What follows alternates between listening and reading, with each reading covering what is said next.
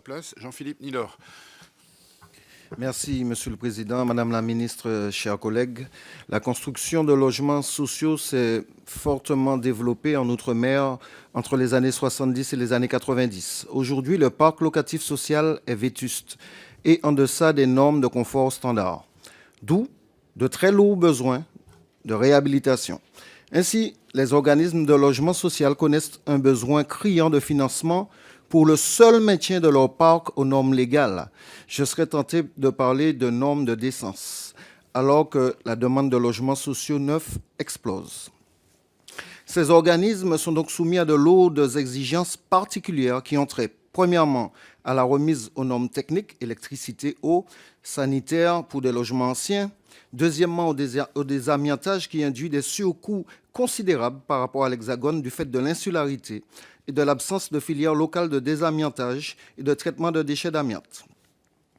Troisièmement, au confortement sismique indispensable de ces zones sujettes à ce risque, dans la mesure où les crédits mobilisés dans le cadre du plan séisme Antilles sont orientés prioritairement vers les bâtiments publics, écoles, centres de secours, hôpitaux, et ne permettent pas de couvrir tous les besoins liés à l'indispensable confortement parasismique du parc social.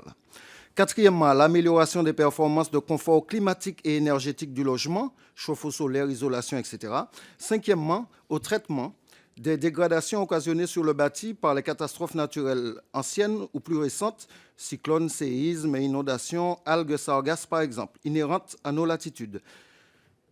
Au final, on peut objectivement dénoncer dans nos territoires le nombre croissant de logements sociaux insalubres. Il est donc crucial de prendre des mesures à la hauteur des enjeux de réhabilitation du parc social ancien auxquels les Outre-mer sont confrontés. Madame la ministre, entendez-vous prendre des mesures concrètes visant à rendre les opérations de rénovation du parc de logement social en Outre-mer éligibles au dispositif de crédit d'impôt voté en loi de finances 2014, notamment pour les opérations de désamiantage? Et sachez que nous sommes très nombreux parmi les parlementaires d'Outre-mer à soutenir cette proposition. Merci, cher collègue.